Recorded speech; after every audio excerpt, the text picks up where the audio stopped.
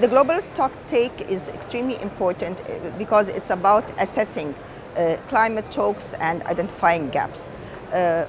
Now we're midway at COP28, but I think early on we can agree on the facts. The facts are that although there has been multiple and good effort advancing global climate discourse, climate crisis is worsening. Africa is getting like from 4 to 14% at most of global climate finance. So it's clear. I mean, the facts are very much there. So this being said, I think there is a need to take control of the African question, and there is a need to change the narrative to a bottom-up approach whereby climate is managed by the business case, by the risk and return. We should take control of African fortune, African destiny, and this will be enacted through leveraging the role of banks in Africa.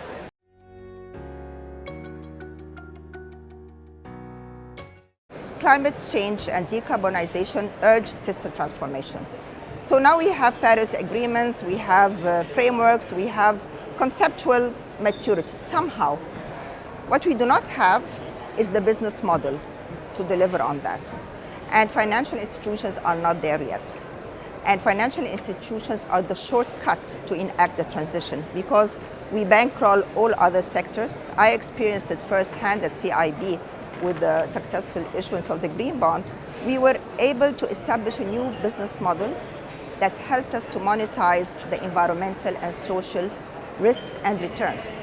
And that was a breakthrough because you could prove the business case of mitigation finance and you could prove the business case of adaptation finance. And this is just one bank. So imagine if you have 700 banks in Africa streamlining sustainable finance. I don't think you need COPs. You will not need political negotiations. It's the business case of sustainable finance and the ability to internalize the externalities that, as we speak, is not within our accounting mindset.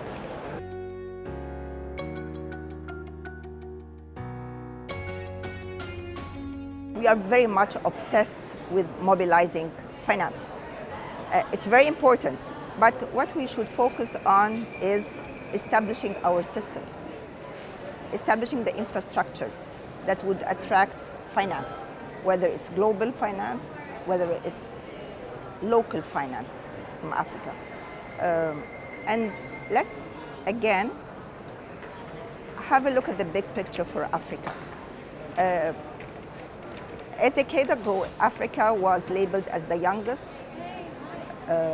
aggressively growing continent. And that was reversed. And when I read about it, it was because of climate change. Africa has financial resources. The African sovereign funds have around $2 trillion. So you see, we can have it all. We do have it all. But what we don't have is the infrastructure again. And I will return to the same point, the power of African banks. Once they establish the proper environmental and social risk management systems, once the foundation is there, the bankable projects will be a natural byproduct. And investors anywhere in the world will be seeking to invest in Africa. There's room for Africa to revise finance.